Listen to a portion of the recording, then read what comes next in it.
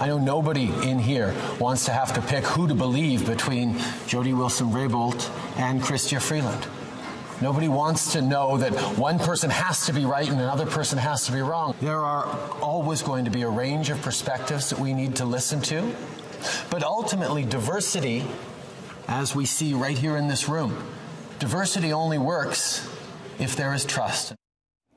A delegation of 338 young women from across the country, the Daughters of the Vote, were in Ottawa last week representing their ridings and sitting in the seats of their MPs in the House of Commons. We have two of those individuals, Avneet Sandhu and Emanuela Draco. Thank you so much for joining us. Both of you were there for the entire week. First of all, can you tell us a little bit about the organization Daughters of the Vote? So Daughters of the Vote, it's kind of like the child of equal voice, something that I think everybody kind of knows about. Yes. It's more promoted, for sure. Daughters of the Vote, it's empowering young women like us from ages 18 to 23, I believe, to kind of have their equal voice heard in Parliament. So the whole point was for 338 of us from coast to coast going in, sitting in Parliament Hill, sitting in the House of Commons and the Senate to represent that there's an underrepresentation of young women of color like us who are sitting not just in cabinet but just representing their ridings as well. Now we'll start with you, Emanuela. What was the message that you wanted to take from your local riding and from you personally to Ottawa?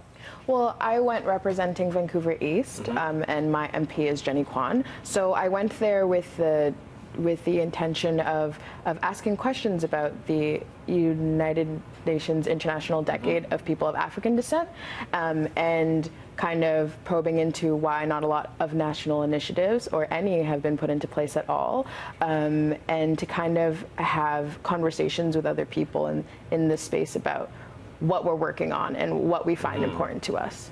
Great. What about you, Avneet? I'm a Sikh, so I belong to the Sikh community, and my goal was kind of going in and looking at, I don't know if many of the viewers have heard about this, but the Liberals' terror threat attack report that came out in December.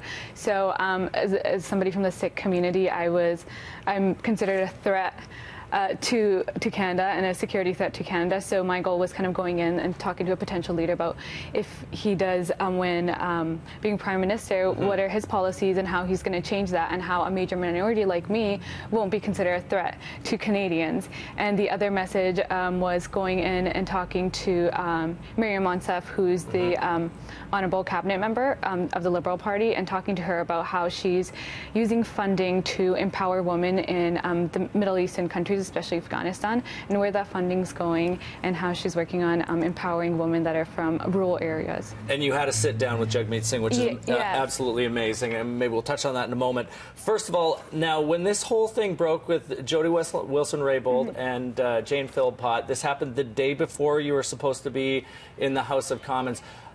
Was there a plan for action? Did you know what was going to happen? And one of the two of you did turn your back on, and that was you, Emanuela, on the Prime Minister. What went into that decision?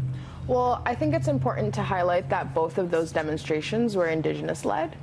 They were both organized, orchestrated, and planned out by So you knew this was going to happen before it went was down. Planned out with them, and then they branched out to certain people, and we were given the ability to go out and communicate with other folk that things were going to specifically happen. Now, Avneet, you did not turn your back on the Prime Minister. No. Did you feel pressured to do that or not to do it, either of you? No, I didn't feel pressured. I was definitely acknowledging what my sisters were, turning their backs around for. There were specific reasons, but I think it's important to just state that all the women that did turn their backs around or walked out wasn't just simply for Jody.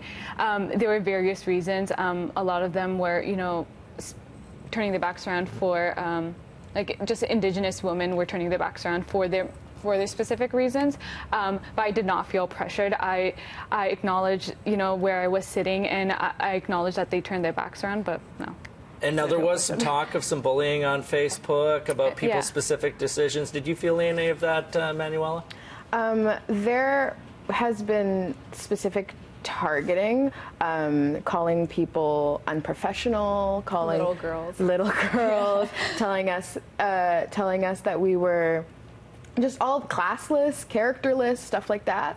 I know that my own specific rationale, I turned, but I was sitting down because my parents came here as immigrants. So I do have such intense respect for them and their respect for the Canadian parliamentary system that I felt like it was my duty to turn because of how we haven't progressed in reconciliation the way that we need to, and as an act of solidarity to the Indigenous women that were there and the other people that were there as well, but also recognizing that there is a precarious history between African descendants here and the government system as well. Well, you know what? I'm absolutely blown away by both of you guys. Our country is in good hands. Thank you so much for everything you did then and everything you plan to do in the future. Thank you. And thanks for coming in. Now let's check in with Marion News.